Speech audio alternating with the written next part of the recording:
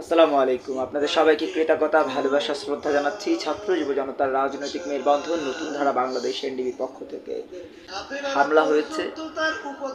যখনই দেখেছি কোনো মানুষ না খেয়ে অভুক্ত দিন যাপন করছে, এমন কষ্টের মধ্য দিয়ে, এই দুঃখ বেদনার মধ্য দিয়ে আমরা যখন অতিক্রম করছি, তখন শুনতে পেলাম যিনি নিজেকে নবী দাবি করেছিলেন, বলেছিলেন যে নৌকায় ভোট দিলে পাবে শেখ হাসিনা, ধানের শীষে ভোট দিলে পাবে খালেদা জিয়া, আর হাত পাখায় ভোট দিলে পাবে আল্লাহর নবী, এমন করে যিনি নিজেকে নবী দাবি করেছিলেন, পরোক্ষভাবে সেই ব্যক্তি ফয়জুল করিমের উপরে হামলা হয়েছে। এই হামলার নিন্দা জানাচ্ছি। একই সাথে বলতে চাই, তার মুজিব বাহিনী কোথায় ছিল? তার তো মুজাহিদ কমিটি রয়েছে, তাদের একটা বড় শক্তিশালী মুজাহিদ কমিটি রয়েছে, যারা লাঠি হাতে সবসময় থাকে এবং তাদের একটা ড্রেস থাকে, সেই ড্রেসে লেখা থাকে মুজাহিদ সদস্য।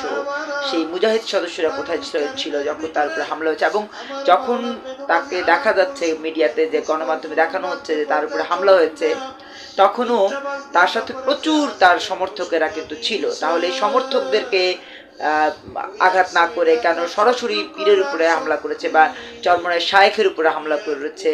কেন এই দরবারের এই যে রুটি রুজি, জীবন জীবিকার যে আয়ের উৎস, এই উৎসের সাথে যারা জড়িত, উৎসের কারিগর, চরমনায় পীর বা চরমনায় পীরের ছোট ভাই শায়েখ হিসেবে যিনি নিজেকে দাবি করছেন, এদের উপরে কেন হামলা হয়েছে? কারণ একটাই, সেটা হচ্ছে তারা নিজেরাই নাটকটা সাজিয়েছেন।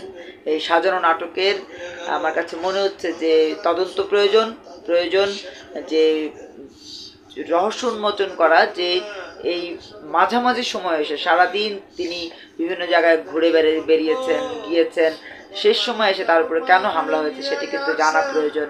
একই সাথে আমি অনুরোধ জানাবো পুলিশ প্রশাসনের কাছে, সত্যিকার অর্থে যদি হামলা করে থাকে, সেক্ষেত্রে হামলাকারীদেরও বিচার, গ্রেপ্তার দৃষ্টান্তমূলকভাবে আমাদের সামনে উপস্থাপন করা হোক।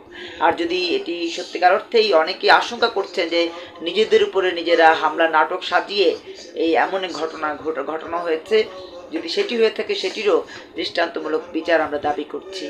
আমরা মনে করি রাজনীতির নামে যারা ক্ষমতায় আসতে চায়, ক্ষমতায় থাকতে চায়, তারা কেউই কলুষ মুক্ত হতে পারে না। আর বিশেষ করে যারা দাড়ি টুপি পাঞ্জাবি নিয়ে এই রাজনীতির মাঠে আসেন, তারা যে ধর্মকে ব্যবহার করছেন সেটি কিন্তু স্পষ্ট। অতএব ধর্মকে ব্যবহারের মধ্যে দিয়ে যারা রাজনীতি করতে চান, তাদের অবগতির জন্য বলছি, আল্লাহ রাসূল সাল্লাল্লাহু আলাইহি সাল্লাম কখনোই ইসলাম প্রতিষ্ঠা যদি করতে না হতো, তিনি এই রাজনীতির নামে যেই প্রক্রিয়াটি তিনি তৈরি করেছিলেন, সেই প্রক্রিয়ায় তিনি হাঁটতেন না। আল্লাহ তাআলা তাকে নির্দেশনা দিয়েছিলেন ধর্ম প্রতিষ্ঠার জন্য। ধর্ম প্রতিষ্ঠার প্রয়োজনে রাজতন্ত্র বা সমাজতন্ত্র বা পরিবারতন্ত্র, তার বাইরে তিনি মূলত মানবতন্ত্র প্রতিষ্ঠা করেছিলেন। হযরত মুহাম্মদ সাল্লাল্লাহু আলাইহি সাল্লাম আল্লাহ তাআলার নির্দেশে মানবতন্ত্র প্রতিষ্ঠার মধ্য দিয়ে একটি ধর্মীয় রীতি বাস্তবায়নের জন্য রাষ্ট্রীয় দায়িত্বে আহরণ করেছিলেন। অতএব যারা এখন প্রতারণার রাজনীতি করছেন, তাদেরকে বলবো প্রতারণার রাজনীতি বাদ দিয়ে সত্যিকার অর্থেই দেশ, সমাজ, মানুষের জন্য এগিয়ে আসুন। আপনারা দেখতে পাচ্ছেন কিভাবে তার উপরে হামলাটি হয়েছে।